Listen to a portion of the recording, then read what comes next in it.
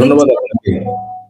আমরা দেখছি গত কদিন ধরে খুব ঘন ঘন আওয়ামী লীগ ছাত্রলীগ মিছিল করছে এবং গতকাল দেখলাম ঢাকা বিশ্ববিদ্যালয় থেকে দুজন ছাত্রলীগ কর্মী তারা আটকও হয়েছে। বিভিন্ন জায়গায় তারা চেষ্টা করছেন নিজেদের অস্তিত্বটি জানান দেওয়ার জন্য। হচ্ছেটা কি আওয়ামী লীগে, বলেন তো একটু। ধন্যবাদ আপনাকে। আপনি দেখুন, প্রায় 21 মাস চলছে সেই 2024-এর 4 অগাস্টে দেশি বিদেশি ষড়যন্ত্রে যে পরিবর্তনটি হয়েছে, তার যারা দায়িত্ব নিয়েছিল তারা কি করেছে সেটা জাতি আজকে জানতে পেরেছে, এবং তারা যে দেশের চেয়ে নিজের স্বার্থ উদ্ধারের জন্য কাজ করেছে এবং নিজেরা বিভিন্ন প্রকার অপকর্ম, দুর্নীতি, অন্যায়, মানবাধিকার লঙ্ঘন থেকে শুরু করে সত্যিকার অর্থে বাংলাদেশে এরকম অকর্মণ্য অথর্ব সরকার বাংলাদেশের মানুষ আর কখনো দেখে নাই। তারা একটি কাজ করেছে, সারা বাংলাদেশকে একটি ভয়ের বা আতঙ্কের রাজ্যে পরিণত করেছে, এবং তারা আইন শৃঙ্খলা বাহিনীকে ব্যবহার করে প্রাথমিকভাবে তারা মব সৃষ্টি করে মব সন্ত্রাসের শিকার হয়েছে হাজার হাজার মানুষ, মারা গেছে শত শত মানুষ।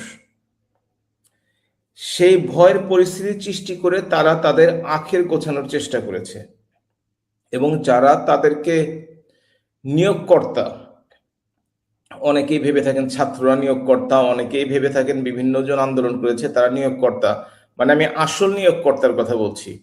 তাদের সাথে চলে যাওয়ার 72 ঘন্টার আগে বাংলাদেশের স্বার্থকে এবং ভবিষ্যতের অর্থনীতি বলেন, মাথা উঁচু করে দাঁড়ানো অবস্থা, মানে সকলকে জলাঞ্জলি দিয়ে তারা একটি চুক্তি করেছে। যে চুক্তির জন্য আজকে শুনছিলাম যে 14টা বোয়িং কেনা হবে, শেষ পর্যন্ত $80 লক্ষ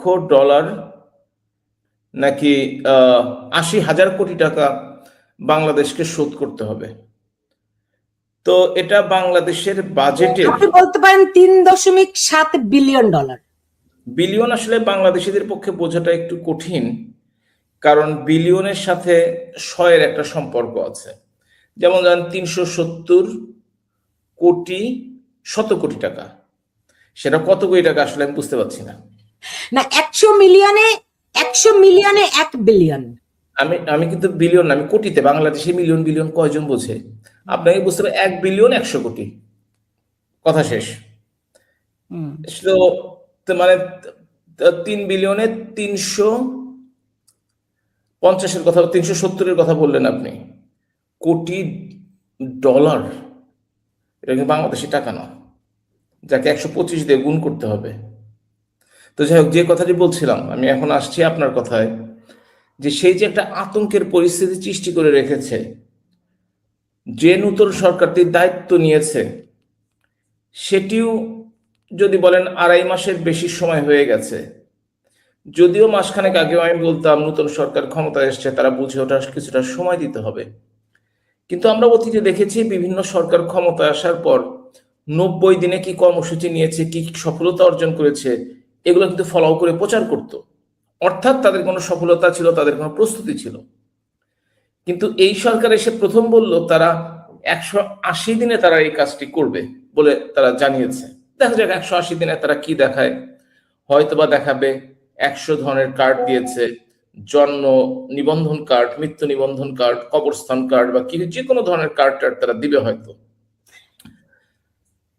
আর যে কথাটি আপনি বলছিলেন যে 2 জন ছাত্রকে গ্রেফতার করা হয়েছে, এটা হচ্ছে সেই ধারাবাহিকতা, যে ধারাবাহিকতায় অন্তর্বর্তীকালীন সরকার প্রথম 10 মাসে 3,59,000 মানুষকে গ্রেফতার করেছিল।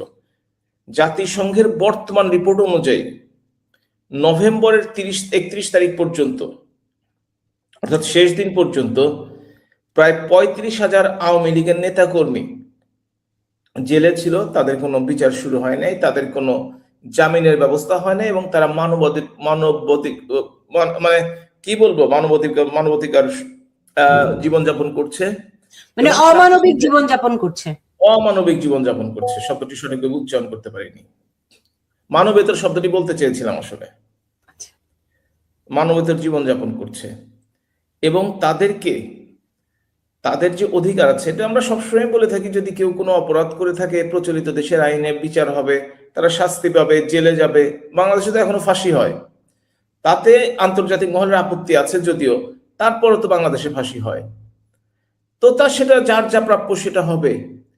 কিন্তু এই যে হাজার হাজার মানুষকে, বয়োবৃদ্ধ মানুষকে, যাদের বয়স ৮০-র উপরে, ৮৫-র উপরে, তাদেরকে বিনা চিকিৎসায় শারীরিক মানসিক কিছুটা নির্যাতন, কিছুটা হ্যারাসমেন্ট তাদেরকে যে করা হচ্ছে, এতে তো মানুষের মৌলিক সাংবিধানিক অধিকার খর্ব হচ্ছে। এবং এই জন্য যে ধারাবাহিকতা ছিল এখনো সেই ধারাবাহিকতায় চলছে। কিন্তু আমি প্রায় একটা কথা বলি, সেটি হচ্ছে যে বাংলাদেশ আওয়ামী লীগের সাথে পৃথিবীর বিভিন্ন দেশে যারা এভাবে ক্ষমতা হারিয়েছে তাদের সাথে একটা বিরাট পার্থক্য আছে। আজকে যেমন একজন বলছিলেন যে ইরানের তো প্রায় 40-50 বছর হয়ে গেল, তারা তো এখনো দেশে ফিরতে পারে নাই। আমি বললাম, সিরিয়া পারে নাই, ইরাক পারে নাই, লিবিয়া পারে নাই, কিংবা বিভিন্ন আফ্রিকার দেশ পারে নাই, কিন্তু বাংলাদেশের সাথে একটা পার্থক্য আছে, বিশেষ করে আওয়ামী লীগের সাথে। সেটি হচ্ছে 5 তারিখে যেই চরম বিপর্যয়টি হলো 2024-এ, কিন্তু 15 তারিখেই কিন্তু এই আওয়ামী লীগের তৃণমূল নেতা কর্মীরাই শ্রদ্ধা জানাতে বঙ্গবন্ধুর 32 নম্বরে গেছেন। এবং এই যে খণ্ড খণ্ড মিছিল করে কথা বলছেন, এটি কিন্তু 2-3 মাসের মধ্যে শুরু হয়েছে, যা পৃথিবীর অন্য কোনো দেশে এটা শুরু করতেও তাদের বছরের পর বছর সময় লাগে। আরেকটি কথা, প্রাথমিকভাবে শুরু হয়েছিল অন্তর্বর্তীকালীন সরকারের সময়, কিন্তু যেহেতু পার্শ্ববর্তী দেশের সহযোগিতায় এবং আওয়ামী লীগ এবং সংখ্যালঘুদের ভোট একচেটিয়া ধানের শীষে পড়ার কারণেই তারা যে সংখ্যাগরিষ্ঠতা লাভ করে, নিরঙ্কুশ সংখ্যাগরিষ্ঠতা, আসলে তার মাধ্যমে আমরা ভেবেছিলাম হয়তোবা যারা অপরাধী নয়, যাদেরকে মিথ্যা মামলা বা মামলা সত্য কিন্তু মিথ্যা আসামি করা হয়েছে, তাদের ব্যাপারে সিদ্ধান্ত নেওয়া হবে। আমরা ভেবেছিলাম অযৌক্তিকভাবে অনির্বাচিত একটি সরকার আওয়ামী লীগের উপর যে নিষেধাজ্ঞা দিয়েছে সেটি প্রত্যাহার করা হবে। কিন্তু আসলে যে বলে সে যে লঙ্কা যায় সেই রাবণ হয়। তো আমরাও দেখতে পাচ্ছি, সংসদের আলোচনা থেকে তো বুঝতে পারছি যে দেশটি কোন দিকে যাচ্ছে।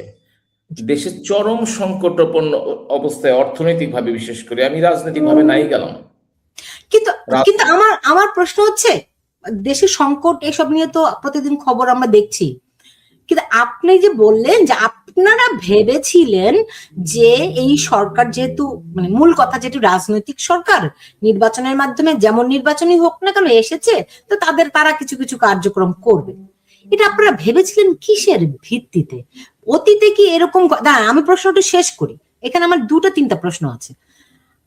একটা রাজনৈতিক দল হিসেবে আপনাদের তো কয়েক স্তরের প্ল্যান থাকার কথা, plan A, plan B, plan C, plan D, right? Do you have it? 1 number, আপনারা কিসের ভিত্তিতে আপনাদের মনে হয়েছিল যে বিএনপি এসে সব রাজনৈতিক দলের অধিকারকে তারা অধিকার দিবে আর কি, কোন রকম কোনো বাধা তৈরি করবে না? আমি কিন্তু সেই কথাটি বলিনি যে বিএনপি সেই সকল রাজনৈতিক অধিকার। আপনি ভেবেছিলেন কেন? আপনারা ভেবেছিলাম সেটা আমি বলে নেই। জি, সকল রাজনৈতিক রাজবন্দীদের তারা মুক্ত করে দেবে, কিংবা সমস্ত রাজনৈতিক মামলাতে প্রত্যাহার করবে, এটা কিন্তু আমরা কখনোই ভাবিনি। কিন্তু আমরা ভেবেছিলাম কৃতজ্ঞতা বোধ বলেও মানুষের কিছু থাকার দরকার আছে, যারা তাদেরকে সহযোগিতা করেছে নির্বাচনে জয়লাভ করার জন্য, এবং তারা যে বিভিন্ন জায়গায় প্রতিশ্রুতি দিয়েছিল বিভিন্ন নির্বাচনী এলাকায়, তাদের নেতা কর্মীদের মাধ্যমে বা যারা প্রার্থী রয়েছেন তারা সরাসরি যে কথাগুলো দিয়েছিলেন, আসলে তারা সেই কথাটা রাখে নাই। এ কথা ঠিক, কিন্তু আওয়ামী লীগ কিন্তু কেন্দ্রীয়ভাবে কোনো নির্দেশনা দেয়নি যে কাকে সমর্থন করতে হবে, কিন্তু বাস্তবতার কারণেই বিভিন্ন সময় বিভিন্ন জনকে সমর্থন করতে হয়েছে। সবাই যে বিএনপিকে সমর্থন করেছে তাও কিন্তু নয়, হয়তো ক্ষুদ্র একটি অংশ জামাতকেও সমর্থন করেছে যেটুকু আমরা শুনেছি, কিন্তু এটা করেছে শুধুমাত্র একজন মানুষ কতদিন ঘর ছাড়া থাকতে পারে বিনা দোষে। যদি কেউ দোষ করে থাকে তাকে জেলে থাকতে হতে পারে, তার ফাঁসি হতে পারে, তার শাস্তি হতে পারে, কিন্তু বিনা দোষে শুধুমাত্র দলীয় সম্পৃক্ততার কারণে কতদিন একজন মানুষ দেশের বাইরে থাকতে পারে। আর আপনি যে প্ল্যান ABCDE এর কথা বললেন, প্রথমে আমি ক্লিয়ার করে নেই, সেটি হচ্ছে আমি আওয়ামী লীগের একজন ক্ষুদ্র কর্মী বা সমর্থক। আওয়ামী লীগের কোনো পদবি আমার নেই এখন, 2021 সনের পরে নেই আসলে। এবং এই গত নির্বাচনে যে হলো সেটাতেও আওয়ামী লীগের সময় দ্বাদশ নির্বাচন, সেটিতে আমি মনোনয়ন পাইনি, কিন্তু আওয়ামী লীগের একজন শক্ত সমর্থক কর্মী। সেই হিসেবে বলতে পারি আওয়ামী লীগের প্ল্যান আছে কিনা সেইটা আসলে আমার জানা নেই, তবে আওয়ামী লীগ এত বড় একটি দল, নিশ্চয়ই তার কোনো প্ল্যান থাকার কথা বা প্ল্যান আছে বলে আমি মনে করি। তবে সেই প্ল্যানটি কি, প্রথমত যারা জানে তারা কাউকেই জানাবে না, আর দ্বিতীয়টি আমরা যারা জানি না তারা তো বলার প্রশ্নই আসে না, আর তৃতীয়টি হচ্ছে যদি কোনো প্ল্যান থেকে থাকে আমরা যদি না জানি সেটা বাস্তবায়ন হওয়ার সম্ভাবনা খুব কম, কারণ সকল মিলেই সেটাকে বাস্তবায়ন করতে হবে। সেই আসলে ধরেন নির্বাচনের সময়ে আপনি যেটি বলেছেন যে একটা ছোট একটা অংশ জামাতকেও সমর্থন করেছে, একটা অংশ বিএনপি কে সমর্থন করেছে, আর একটা অংশ বলেছে যে ভোট কেন্দ্রে কেউ যাবেই না। তবে ভোটের পার্সেন্টেজ অনুযায়ী তারা যেটাই বলুক না কেন, ভোটের পার্সেন্টেজ তো অনেক কম ছিল, এ ব্যাপারে কোনো সন্দেহ নেই। তবে তিনটাই কাজ করেছে, এ ব্যাপারে এ ব্যাপারে কোনো সন্দেহ নেই, মানে তিনটা অপশনই কাজ করেছে। কিন্তু একটা সমন্বিত কোনো পরিকল্পনা, একটা ঘোষণা, নির্দেশনা, এগুলো নির্বাচনের সময় আসেনি। এখন যখন এই কর্মীরা আপনাদের মিছিল টিছিল করতে বের হচ্ছে, আটক হচ্ছে, এগুলা কি তারা নিজেরা স্বপ্রণোদিত হয়ে করছে, নাকি এর পেছনে মানে সাংগঠনিক কার্যক্রম রয়েছে? প্রথমত, কোথাও কোনো মিছিল হলে নিশ্চয়ই সেই এলাকার যে নেতা, বড় নেতা, তিনি জানবেন এবং তার সমর্থন এবং সহযোগিতা নিয়ে সেটি হয়ে থাকে। এটা বাংলাদেশের বিভিন্ন জায়গায় হচ্ছে, তাহলে বুঝতে হবে যে এটি আসলে যেখানে সম্ভব হচ্ছে সেখানে মিছিল হচ্ছে, কোনো সন্দেহ নেই। এবং সেটা হয়তোবা দৃশ্যমান সমন্বিত নয় বাস্তবতার কারণেই, কিন্তু এটাও বাস্তব যে বিভিন্ন জায়গায় একই কারণে মিছিলগুলো হচ্ছে। সবচেয়ে বড় কথা সেটি হচ্ছে বাংলাদেশ আওয়ামী লীগ বাংলাদেশের সবচেয়ে প্রাচীনতম দল, এবং আপনি যদি খেয়াল করে থাকেন সেই 59 ভাগ ভোটের কথা বলেন আর যে পার্সেন্টেজে বলেন না কেন, প্রাথমিকভাবে কিন্তু ভোটের আপনি বলেছেন কত পার্সেন্ট পড়েছে সেটাও আপনি বিশ্বাস করেন না, সে বিশ্বাস কেউ করে না। তারপরও তার বিরাট একটি অংশ কিন্তু আওয়ামী লীগের নেতাকর্মীর সমর্থকদের ছিল, যেখানে ভোট দেখ না কেন সেটাও কিন্তু ভোটের পার্সেন্টেজ কিছু বাড়িয়েছে। সুতরাং সেই হিসেবে যদিও গণতন্ত্রে যে সর্বাধিক ভোট পাবে সেই জিতবে, সে যে পার্সেন্টেজই হোক না কেন। বিশেষ করে আমাদের দেশে, অন্যান্য দেশে এরকম অনেক দেশে এই ধরনের গণতন্ত্র নেই যে একটা নির্দিষ্ট পার্সেন্টেজ যে ভোট পেলে আবার দ্বিতীয়বার ভোট হবে। তো সেইখানে যে পার্সেন্টেজে পড়ুক না কেন তারা নিজেদেরকে নির্বাচিত করে তারা নির্বাচিত সরকার এবং বিরোধী দল গঠন করেছে। আমরা কখনোই আশা করি না যে বাংলাদেশ স্বাধীনতা পক্ষের শক্তি বাংলাদেশ আওয়ামী লীগ, তাকে কখনোই বাংলাদেশ আওয়ামী লীগের কাছে পরাজিত শক্তি কখনোই গ্রহণ করবে এবং পরাজিত শক্তি কখনোই তাকে ফিরে আসার সুযোগ করে দিবে, এটা আমরা কখনোই বিশ্বাস করি না। আজকাল সংসদে দেখছেন না, কেউ কেউ কেউ কোনো আমির বলছেন যে আমি তো আমার শহীদ পরিবারের সন্তান, কিংবা বলছে আমার পরিবার মুক্তিযোদ্ধা ছিল, শিশু মুক্তিযোদ্ধা। আমি বলতে চাচ্ছিলাম যে আর একজন শিশু মুক্তিযোদ্ধা ছিলেন। এটা কেন করছেন এই কারণেই মানুষকে বিভ্রান্ত করার জন্য। তারা জানে তারা যে পরিমাণ আসন এই সময়টিতে পেয়েছে 77টি, তারা বাংলাদেশের ইতিহাসে অতীতে 22টির 18টির বেশি কখনোই আসন পায়নি। এবং আগামী ভবিষ্যতে যদি আওয়ামী লীগ শুধুমাত্র অংশগ্রহণ করে, তাহলে তারা আবার আগের জায়গায় ফিরে যাবে। সুতরাং তারা কখনোই চাইবে না বাংলাদেশ আওয়ামী লীগ ফিরে আসুক। আর সরকারি দল তারা চাইবে না এ কারণেই যে আওয়ামী লীগ আসলে তাদের ক্ষমতার যে জায়গাটা সেটা তছনছ হয়ে যেতে পারে।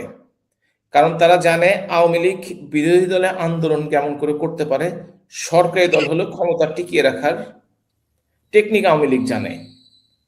কিংবা যে কোনো ভোটে এখন পর্যন্ত, সে যদি 2079 থেকেও আপনি শুরু করেন, সেইখান থেকেও যদি শুরু করেন আজকে 2008 পর্যন্ত, গত নির্বাচনে অংশগ্রহণ করতে পারে নাই, বাকি তিনটির তিনটির কথা বললাম না, তাতেও বাংলাদেশ আওয়ামী লীগ সর্বশেষ নির্বাচনটিতে 48.4% ভোট পেয়েছিল। আর জিয়াউর রহমানের সময় বঙ্গবন্ধু হত্যাকাণ্ডের মাত্র 4 বছর পরে, যখন পার্টিকে দাঁড়াতে দেওয়া হচ্ছিল না, জিয়াউর রহমান তখন সামরিক আইন প্রশাসক, নিজে প্রেসিডেন্ট হয়ে ভোট করলেন 79-এ, তখনও আওয়ামী লীগ 25% ভোট পেয়েছে। সুতরাং এই যে জনসমর্থন, আর বিশেষ করে ওই অন্তর্বর্তীকালীন সরকার, আপনি দেখেন আমি কিন্তু একটা নাম উচ্চারণ করি না মুখ দিয়ে, যে কার অন্তর্বর্তীকালীন সরকার, কে প্রধান ছিলেন, আমি তার নাম উচ্চারণ করতে চাই না। এত লোভী, এত স্বার্থপর, এত প্রতিহিংসা পরায়ণ মানুষ আমি আমার জীবনে দেখিনি, সুতরাং তার নামটি আমি উচ্চারণ করতে আমি করি না সাধারণত। সেই অন্তর্বর্তীকালীন সরকার যেভাবে দেশটাকে তলানিতে নিয়ে গেছে অর্থনৈতিকভাবে, আইন শৃঙ্খলা, সুবিচার সমস্ত দিকে, তার ধারাবাহিকতায় যেভাবে এই সরকারটিও চলছে, তাতে তাদের মনে আরো আতঙ্ক রয়েছে বাংলাদেশ আওয়ামী লীগ সম্বন্ধে। তারাও চাইবে না বাংলাদেশ আওয়ামী লীগ তাদের নিষেধাজ্ঞা প্রত্যাহার হোক, কিংবা তারা তো প্রকাশ্যই বলছে, অপ্রকাশ্য কিছু নেই, কিংবা বাংলাদেশ আওয়ামী লীগ রাজনীতিতে ফিরে আসুক। বাংলাদেশের রাজনীতিতে একটা বিরাট গ্যাপ তৈরি হয়েছে, সেটি হচ্ছে সেকুলার পলিটিক্সের। বাংলাদেশের সেকুলার পলিটিক্স বা ধর্মনিরপেক্ষ রাজনীতির একটি জায়গা যেটি ছিল, সেটি আসলে এই মুহূর্তে নেই। সুতরাং বাংলাদেশের বিরাট একটি অংশ, আমি জানি বাংলাদেশে 93-94% মুসলমান এখন, কিন্তু তারা প্রকৃত মুসলমান, তারা রাসূলুল্লাহ সাল্লাল্লাহু আলাইহি ওয়াসাল্লামকে মানেন, তারা কোরআন শরীফ মানেন, তারা আল্লাহর প্রতি তাদের ঈমান আছে, কিন্তু তারা এই জামাত, জঙ্গি এগুলো চায় না। তারা শান্তিপূর্ণভাবে ইসলাম পালন করতে চায়, এবং অন্যান্য যারা ধর্মাবলম্বী আছে তাদের ধর্মের প্রতিও তাদের সম্মান রয়েছে। এই যে একটি বিরাট অংশ, যেটি হয়তো বা 70-80% কাছে হতে পারে, তারা সুযোগ খুঁজছে একটি সেকুলার দলের জন্য, এবং সেই দলটি যাতে ফিরে আসতে না পারে, সরকারি দল বলুন সংসদের, বিরোধী দল বলুন সংসদের, তারা ঐক্যবদ্ধভাবে কখনোই আওয়ামী লীগকে সহজে ফিরতে দিবে এটা আশা করা ঠিক নয়। জি, সেটাই বলেছি। এখন ধরেন একটা রাজনৈতিক দলের সবচেয়ে বড় শক্তি থাকে তার জনসমর্থন। তো এই জনসমর্থনে আওয়ামী লীগের কোথাও ঘাটতি নাই, কমতি নাই। প্রকৃতি আবার শূন্যস্থান পছন্দ করে না, প্রকৃতি শূন্যস্থান অন্যভাবে যে কোনো ভাবেই হোক পূরণ করেই নেয়, তাই না? কিন্তু এই যে এত বিপুল পরিমাণ জনসমর্থন থাকা সত্ত্বেও আওয়ামী লীগ এই যে প্রায় 2 বছর হতে যাচ্ছে, কিসের অপেক্ষা করছে তারা? তারা কি মনে করছে যে সরকার তাদের জন্য ফুলের গালিচা বিছিয়ে রাখবে? পৃথিবীর ইতিহাসে এই ধরনের ঘটনা কখনো ঘটে নাই। পৃথিবীর ইতিহাসে এই ধরনের ঘটনা কোনো ঘটবে না যে কাউকে ফুলের গালিচা বিছিয়ে ফিরিয়ে দেওয়া হবে। তাহলে কিসের অপেক্ষা? কারণ বাংলাদেশের মানুষ, আপনি যে বলেছেন যে দেশে একটা ভারসাম্যহীনতা তৈরি হয়েছে আওয়ামী লীগ না থাকার কারণে, দেশের মানুষ, শিশুরা মারা যাচ্ছে, তেল নাই, গ্যাস নাই, অর্থনৈতিক খুবই খারাপ অবস্থা, সরকার ব্যাংক্রাফট হয়ে গেছে, এবং আমি শুনতে পাচ্ছি তারা বিভিন্ন সম্পদ, রাষ্ট্রীয় যে সম্পদ আছে সেগুলো তারা বিভিন্ন জায়গায় বিক্রির পরিকল্পনা করছে, ভাবছে, কারণ যে অর্থনৈতিক ভয়ঙ্কর পরিস্থিতি কিভাবে সামাল দেবে সেটার জন্য।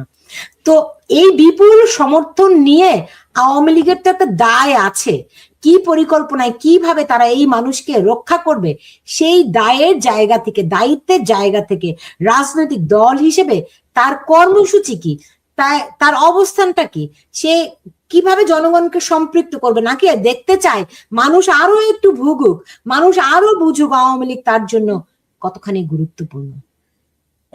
আপনি যে শেষের কথাটি বললেন যে মানুষ আরেকটু বুঝুক, মানুষ আরেকটু দেখুক কত খারাপভাবে তারা দেশটি চালায়, কিন্তু সেটা মানুষের কষ্ট বাড়বে, বাংলাদেশ আওয়ামী লীগ কখনোই সেটা চাইতে পারে না, এক। আর দুই নাম্বার, কেউ হয়তোবা খারাপ করতে পারে, অন্তর্বর্তীকালীন সরকার খারাপ করেছে, তাদের দীর্ঘ সময় ক্ষমতায় থাকার ইচ্ছে থাকা সত্ত্বেও, পরিকল্পনা থাকা সত্ত্বেও তাদেরকে সরে যেতে হয়েছে। হয়তোবা বর্তমান সরকার যেভাবে দেশ চালাচ্ছে, তাদেরকেও যদি আরো বেশি খারাপ চালায় তাদেরকে হয়তো সরে যেতে হবে। কিন্তু তার অর্থ কিন্তু এটা কখনোই করলে না, সরলীকরণ করলে চলবে না যে বাংলাদেশ আওয়ামী লীগের লোকজন নিয়ে আসবে, তখন জামাতে গিয়ে আসবে। তারা তো অলরেডি, তাদের জনপ্রিয়তা জনসম্পৃক্ততা কম থাকলেও তাদের একটি সুশৃঙ্খল কর্মী বাহিনী রয়েছে। জামাতের কর্মী যিনি মিছিলে যান, তিনি ভোট দেন, তিনি ভোটের কাজ করেন, তিনি প্রার্থী হন, তিনি রক কাটেন। মানে তাদের যে কজন সমর্থক ও কজনই কর্মী, এবং সেই কয়জনই আসলে সত্যি কথা সব কাজ নিজেরাই করে। সুতরাং তাদেরকেও ওই হিসেবে ছোট হিসেবে দেখার কোনো সুযোগ নেই। সুতরাং এই সরকার যদি কোনো কারণে ব্যর্থ হয়, তাহলে তারা তো দেশের রাজনীতিতে বর্তমানে আছে, তাদের তো একটা সুযোগ তৈরি হবে। সুতরাং, এবং তারা কখনোই চাইবে না বাংলাদেশে একটা ডেমোক্রেটিক সেকুলার পলিটিক্স শুরু হোক, তারা চাইবে না বাংলাদেশ আওয়ামী লীগ ফিরে আসুক। বাংলাদেশ আওয়ামী লীগের দায়িত্ব হচ্ছে বাংলাদেশ আওয়ামী লীগকে ফিরিয়ে আনা, অন্য কারো দায়িত্ব নয়। এবং এর জন্য দেশের মধ্যে যেমন আমাদের জনসমর্থন বাড়াতে হবে, দেশের মধ্যে যেমন সংগঠিত করতে হবে, দেশের মধ্যে যেমন নেতা নির্বাচন করতে হবে বিভিন্ন উপজেলা, জেলা, ইউনিয়ন পর্যায়ে। আমরা কাউকে বাদ দেওয়ার কথা বলি না। পরিবর্তিত পরিস্থিতিতে, বাস্তবতার কারণে কেউ জেলে আছেন, কেউ পালিয়ে আছেন, কেউ দেশের বাইরে আছেন, পরিবর্তিত পরিস্থিতির কারণে। কিন্তু যে সমস্ত সাহসী নেতৃবৃন্দের কথা আপনি বললেন, যারা রাজপথে মিছিল করছে, তারা যোগ্য, ত্যাগী এবং নেতৃত্ব দেওয়ার যোগ্য। তাদেরকেই যদি দায়িত্ব দেওয়া হয় সবাইকে সাথে রেখে, তাহলে কিন্তু এই আন্দোলনগুলো তবে সমন্বিতভাবে আরো বেগবান হবে। আমি আরেকটা কথা মনে করি, সেটি হচ্ছে যে শুধুমাত্র আওয়ামী লীগ সংগঠিত হয়ে গেল। আপনি যদি বাংলাদেশের ইতিহাস দেখে থাকেন, 55 বছরের ইতিহাস, কোন রাজনৈতিক দল এককভাবে বা জোটবদ্ধভাবে বা কয়েকজন জোট মিলেও সরাসরি কখনোই কোনো সরকারের পতন ঘটাতে পারে নাই, যতক্ষণ না বাংলাদেশের সেনাবাহিনী তাদেরকে সহযোগিতা করেছে। জাতির পিতা বঙ্গবন্ধু শেখ মুজিবুর রহমানের হত্যাকাণ্ডের কথা চিন্তা করুন, জিয়াউর রহমানের ক্ষমতা কথা চিন্তা করুন, জিয়াউর রহমানের হত্যাকাণ্ডের কথা চিন্তা করুন, জেনারেল এরশাদের ক্ষমতা গ্রহণ, জেনারেল এরশাদের বিদায়, 1/11 ক্ষমতা গ্রহণ, 1/11 বিদায়, এবং 4ই অগাস্ট বা 5ই অগাস্ট সেনাবাহিনীর বন্দুকের নল ঘুরে যাওয়ার জন্যই কিন্তু সরকারের পতন হয়েছে। সুতরাং তারাও একটি বিগ স্টেক হোল্ডার বাংলাদেশের জন্য। আর বাংলাদেশের সেনাবাহিনীর সুযোগ সুবিধার দিক থেকে পাকিস্তানি সেনাবাহিনীর প্রায় কাছাকাছি। তাদের বড় বড় কন্ট্রাক্ট গুলো করছে তারা, মেডিকেল কলেজ বলেন, হসপিটাল বলেন, হোটেল বলেন, বিভিন্ন ব্যবসা প্রতিষ্ঠান বলেন, ব্যাংক বলেন। কোনো আর্মি একটি পেশাদারী প্রতিষ্ঠান যারা দেশকে বহিঃশত্রু থেকে রক্ষা করবে, তাদের যদি বিভিন্ন কাজে ইনভলভ করা যায় তাহলে তাদের পেশাদারিত্ব নষ্ট হয়। এই যে প্রায় 18 মাসের বেশি, 19 মাস, 20 মাস, 21 মাস সামরিক বাহিনীকে ম্যাজিস্ট্রেসি পাওয়ার দিয়ে রাস্তায় রাখা হয়েছে, এটা কি তাদের পেশাদারিত্ব নষ্ট করছে না? তারা কি পুলিশ? তারা কি আনসার? যে তারা আইন শৃঙ্খলা রক্ষা করার জন্য তারা কোনো একটা সময়ে হয়তোবা অল্প সময়ের জন্য দুর্জয় দুর্বিপাকে তারা সহযোগিতা করেন, এবং এটা প্রত্যেক দেশের সেনাবাহিনী করে, এটা তাদের দায়িত্বের মধ্যে পড়ে। কিন্তু এই যে মাসের পর মাস ক্যান্টনমেন্টের বাইরে কোনো ট্রেনিং নেই, কোনো সাধারণ জনগণের সাথে মেলামেশা, সাধারণ জনের চোর পুলিশ খেলা, এগুলোর মধ্যে দিয়ে আসলে পেশাদারিত্ব নষ্ট হচ্ছে, এবং সেই ব্যাপারটার দিকে আমাদের খেয়াল রাখতে হবে। আমি তো দাবি করি যে এখন তো নির্বাচনের মাধ্যমে ক্ষমতা এসছে, সামরিক বাহিনীকে এখন কেন জেলা উপজেলা পর্যায়ে ওই স্কুল ঘরে কিংবা কলেজের মাঠের মধ্যে তাঁবু গেড়ে থাকতে হবে? তাদেরকে কেন তাদের নিজের জায়গায় যে তাদের তাদের পেশাজীবী হিসেবে তাদের পেশায় ফিরিয়ে দেওয়া হবে না? তৃতীয়ত, আমি বলেছি দল, আমি বলেছি সামরিক বাহিনী, বিদেশি বন্ধু খুবই জরুরি একটি ব্যাপার। কারণটি হচ্ছে সারা পৃথিবী এখন কিন্তু শুধুমাত্র নিজেরা আন্দোলন করে, নিজেরা সংগঠিত করে শুধুমাত্র ফল আনতে পারে না। আপনি দেখেন, অন্তর্বর্তীকালীন সরকার কিন্তু 72 ঘন্টা আগে যে চুক্তিটি স্বাক্ষর করে গেছে তাদের নিজেদেরকে সুরক্ষিত করার জন্য, তারা যে অপকর্মগুলো করেছে যাতে যাদের পক্ষ থেকে করা হচ্ছে তাদেরকে সহযোগিতা করে এবং তারা নিজেদের অপকর্ম থেকে বাঁচতে পারে। তেমনি ভাবে বর্তমান যে সরকারটি এসছে, আমি ব্যারিস্টার রুমিন ফারহানাকে ধন্যবাদ জানাই এই কারণে, তিনি একজন সাহসী পুরুষ মানুষ, যিনি পার্লামেন্টে দাঁড়িয়ে বলেছেন পার্লামেন্টে এইটি নিয়ে আলোচনা করা হোক। এবং তিনি আরো বলেছেন বিএনপি, জামাত, এনসিপি থেকে শুরু করে যারা পার্লামেন্টে আছে, কি অন্য কোনো 299 জন বা এখন 349 জন এমপি এ ব্যাপারে কোনো কথা বলতে সাহস পাবে না। এবং তিনি কথাটি বলার পরও আজকে থেকে প্রায় 3-4 দিন চলে গেছে। তো আপনি তাকে, রুবিন ফারহানাকে সাহসী পুরুষ মানুষ কেন বলছেন? মানে সত্যিকার অর্থে আমি ঠিকই বলেছি, কারণ পার্লামেন্টে যদি কোনো পুরুষ মানুষ থাকতো না, তাহলে তারা sorry, I object your honour, এটা আপনি বলতে পারেন না। তিনি একজন সাহসী নারী। ঠিক আছে, আপনি যদি সেই অর্থে তার নাম তার প্রশংসা করার জন্য বলেছি না, আপনি এটা তো নারীকে অপমান করছেন। ও আচ্ছা, আপনার নারীর সাহসকে আপনি স্বীকৃতিই দিচ্ছেন না। ও আপনার নারীবাদী? নারীবাদী ব্যাপার না, যার যেটি মূল্য, যার যেটি মর্যাদা, তাকে সেটা দেন। বাংলাদেশে অবশ্যই সাহসী শুধু পুরুষেরই নাকি, এই পৃথিবীর ইতিহাসে সাহস সবসময় নারীরাই দেখিয়েছে। সুতরাং আপনি সাহস বলতে পুরুষের শৌর্য, বীর্য, এই সমস্ত ধারণা। আপনার প্রথম কথাটুকু ঠিক, আপনার প্রথমটা মেনে নিলাম, কিন্তু যে পরে যে বলেছেন নারীরা সবসময় সাহস দেখিয়েছে, কথাটা একদম ঠিক না। কিছু কিছু ক্ষেত্রে হতে পারে, অধিকাংশ ক্ষেত্রে সঠিক নয়। বলেন, এখন আগান। যাই হোক, আজকে নারী নিয়ে আপনার সঙ্গে আলোচনা যেহেতু হচ্ছে না, ফলে এটা আমি এক্সপান্ড করে দিলাম যে আপনি রুমিন ফারহানাকে সাহসী পুরুষ বলেছেন। বরং সম্মানের সঙ্গে বলবেন যে রুমিন ফারহানা সত্যিকারের বাপের বেটি, রুমিন ফারহানা সত্যিকারের সাহসী নারী। যাই হোক, কিন্তু এখন আমি আসলে আলোচনায় ফিরি। আপনি যেই ব্যাখ্যাগুলি দিলেন এর মধ্যে বুঝলাম যে দলগতভাবে অবস্থান আওয়ামী লীগের, আন্তর্জাতিক অঙ্গন, সেনাবাহিনী, এই তিনটি মেজর ফ্যাক্টর কিভাবে করে কাজ করছে সেটার উপর অনেক কিছু বাংলাদেশের ভবিষ্যৎ নির্ভর করছে। আমি কি ভুল বললাম না সঠিক বললাম? প্রথমত আপনি অবশ্যই সঠিক বলেছেন, এ কারণে যে বাংলাদেশ আওয়ামী লীগের শুধু প্রত্যাবর্তন নয়, এটি বাংলাদেশের গণতন্ত্রের প্রত্যাবর্তন, এটি বাংলাদেশের ধর্মনিরপেক্ষ যে একটি সুনাম রয়েছে পৃথিবীব্যাপী তার পরিবর্তন, মানুষের সহমর্মিতার পরিবর্তন, এবং দেশকে বাঁচাতে হলে, দেশকে জঙ্গিবাদ থেকে মুক্ত করতে হলে, দেশকে অগণতান্ত্রিক উপায় থেকে, কারণ কাউকে বাদ রেখে গণতন্ত্র প্রতিষ্ঠা করা যায় না, সেখানে অবশ্যই আওয়ামী লীগ ফিরে আসবে। এবং শুধু আওয়ামী লীগ নয়, যে সমস্ত দলগুলো নির্বাচনের অনুকূল পরিবেশ না থাকার জন্য নির্বাচনে অংশগ্রহণ করতে পারে নাই, বা যে সমস্ত দলগুলো নির্বাচনে অংশগ্রহণ করে তাদের প্রতি প্রতিহিংসামূলক আচরণ করার জন্য নির্বাচনে জয়লাভ করতে পারে নাই, তাদেরকে এর মধ্যে নিয়ে আসতে হবে। জি, সকলের অংশগ্রহণ প্রয়োজনের মধ্যে। জি, প্রফেসর ডক্টর হাবিবে মিল্লাত, বুঝলাম আপনারা অনেক কিছুর জন্য অপেক্ষা করছেন। 2-2 4 মেলানো রাজনীতির হিসেব নিকাশ, এগুলো অনেক জটিল একটা বিষয়, আবার কখন যে মিলে যায় ইউ নেভার নো। ডক্টর